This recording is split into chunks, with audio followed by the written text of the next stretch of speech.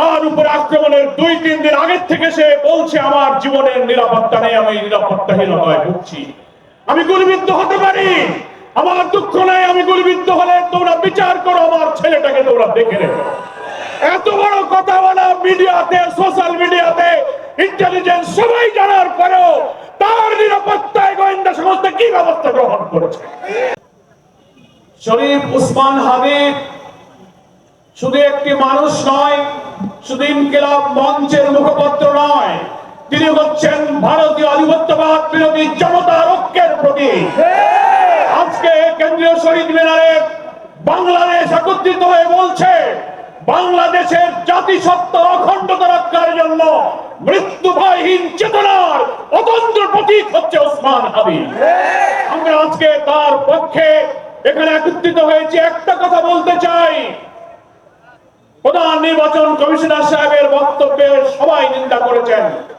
কি করে আপনি বলতে পারলেন এটা বিচ্ছিন্ন ঘটনা? তফসিল ঘোষণার পরের দিন একজন জাতীয় সংসদ সদস্য পদপ্রার্থী বাংলাদেশের মানুষের চেতনার প্রতীককে প্রকাশ্য দুপুরে গুলিবিদ্ধ করা কখনো বিচ্ছিন্ন ঘটনা হতে পারে না। আপনি বাংলাদেশের মানুষের সংস্কৃতি, জাতিসত্তা, মূল্যবোধ সম্পর্কে যদি ন্যূনতম ধারণা থাকে তাহলে বুঝতে হবে বাংলাদেশকে ভারতের করদ রাজ্য যারা বানাতে চায়, আমাদেরকে যারা সেবাদান বানাতে চায়, এই দেশকে গ্রাস করার পরিকল্পনার অংশ হচ্ছে হাতের উপরে আক্রমণ। এটা বিচ্ছিন্ন নয়, এটা একটা প্যাকেজ প্রোগ্রাম। আমি বিস্মিত।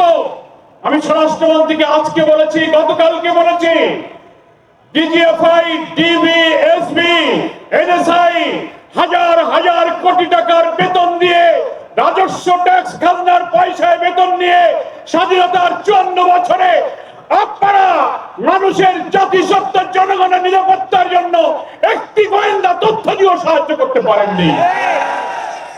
তা না হলে তার উপর আক্রমণের 2-3 দিন আগে থেকে সে বলছে আমার জীবনের নিরাপত্তা নেই, আমি নিরাপত্তাহীনতায় ভুগছি, আমি গুলিবিদ্ধ হতে পারি, আমার দুঃখ নেই, আমি গুলিবিদ্ধ হলে তোমরা বিচার করো, আমার ছেলেটাকে তোমরা দেখে রেখো।